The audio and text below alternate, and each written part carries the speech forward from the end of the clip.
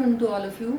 मैं आज आपके सामने अदर फॉरेस्ट प्रोडक्ट्स की एक स्लाइड लेके आई हूँ, जिसका मतलब है NTFP यानी नॉन टिम्बर फॉरेस्ट प्रोडक्ट्स।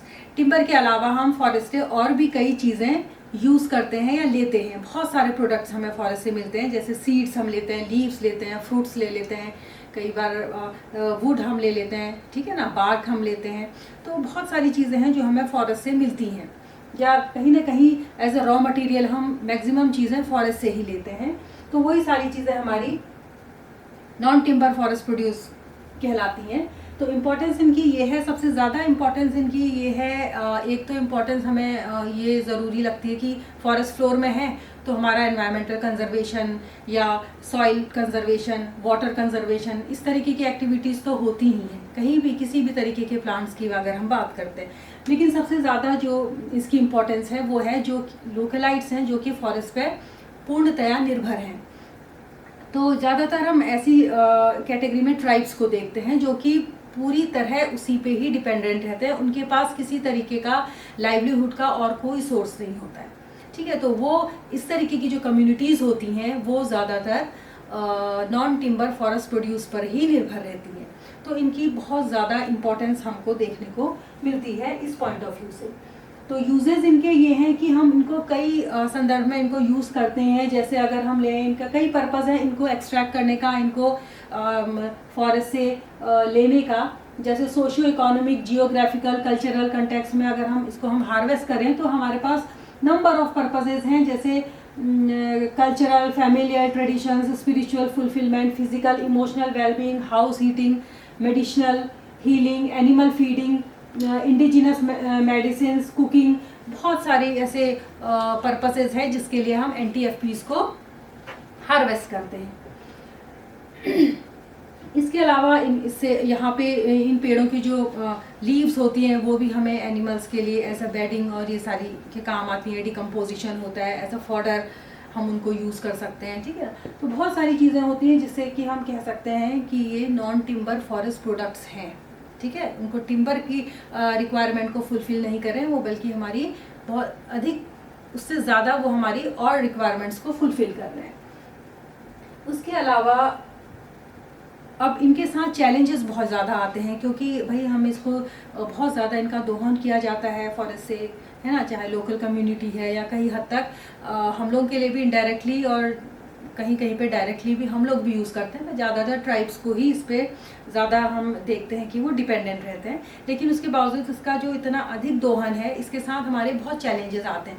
अगर हम इस तरीके से डिस्क्रिमिनेट दोहन इसका अगर हम करेंगे तो हमारा हैबिटेट लॉस होगा, है ना, फ्रेगमेंटेशन होगा, लॉस होगा, वाइल्ड फौना हमारी यहाँ से डिस्टर्ब होगी, ठीक है। इंडेंजर्ड कैटेगरी में फ्लोरा फौना दोनों ही आ जाएंगे, ठीक है। इसके अलावा कई हद तक सॉइल डिटीरियोरेशन हो सकता है, ठीक है। एनवायरमेंटल कुछ एडवर्स कंडीशंस हमारे साथ आ सकती हैं। ये बहुत सारी इसमें चैलेंजेस होते हैं। तो ये जो है बहुत ज़्यादा एक और ट्राइब्स के साथ चैलेंजेस क्या है कि उनके पास बहुत ज़्यादा ऐसी मार्केट्स नहीं होती हैं इनको अगर वो सेल करें कहीं पे। ये उनके लिए एक बहुत बड़ा चैलेंज होता है, जो कि उनके रेवेन्यू को बढ़ा सकता है या इनकम को बढ़ा सकता है। तो इस तरीके की प्रॉब्लम्स इनके साथ हमको देखने को मिलती हैं कई बार। इसके लिए कुछ स्ट्रॉन्ग स्ट्रैटेजिक एक्शंस लेने चाहिए, जैसे कुछ इनको इन सीटू कंजर्वेशन इनका करना चाहिए, ठीक है। इनको कंजर्व करना चाहिए, इनको इनकी जगह पर लगाना चाहिए। जितना ज़्यादा हम दोहन कर रहे हैं उतना ही हम इसको लगाएं भी, या ज़्यादा भी लगा सकते हैं। तो तब इनका जो ख़त्म होने की स्थिति है वो नहीं, एक बैलेंस बना रहेगा उस इकोसिस्टम में। इसके अलावा कुछ प्रोटोकॉल्स वहाँ पे हमारे निर्धारित होने चाहिए, ठीक है ना, कुछ नियम के तहत वहाँ पे कुछ कार्य होने चाहिए। इसके अलावा कम्युनिटीज़ हैं जो कि इस तरीके के काम को करती हैं, या ये लोग जो कलेक्ट करते हैं इस चीज़ को, उनको उस ऑर्गेनाइजेशन से जोड़ना चाहिए। जैसे जॉइंट फॉरेस्ट मैनेजमेंट है, बायोडाइवर्सिटी मैनेजमेंट कमेटी है, community forest resource management community है, या फिर ग्राम सभा है। तो ये सारी होती हैं जो कि एक नियम के तहत उनको बताएं और एक नियम के तहत ही फॉरेस्ट का दोहन करवाएं और उनको लगवाएं, ठीक है ना। इसके अलावा कुछ ऐसे ग्रुप होते हैं NTFP कलेक्टर्स के, जैसे कुछ कलेक्टिव ग्रुप्स होते हैं, जैसे सेल्फ हेल्प ग्रुप है, प्राइमरी कोऑपरेटिव्स हैं विलेज लेवल या एपेक्स लेवल में। तो उनसे भी इनको जोड़ा जा सकता है। तो इसके लिए जो है हायर अथॉरिटीज़ जो होती हैं उन्होंने कुछ इस तरीके के स्टेप्स लेने चाहिए और इस तरीके की स्ट्रेटेजिक एक्शंस को फॉलो करना चाहिए। इसमें कुछ हमने NTFPs की पिक्चर्स यहाँ पे दिखाई हैं। देखिए बहुत सारे तरीके के उत्पाद हमें यहाँ पे दिखने को मिलते हैं। ठीक है, दूसरी स्लाइड है।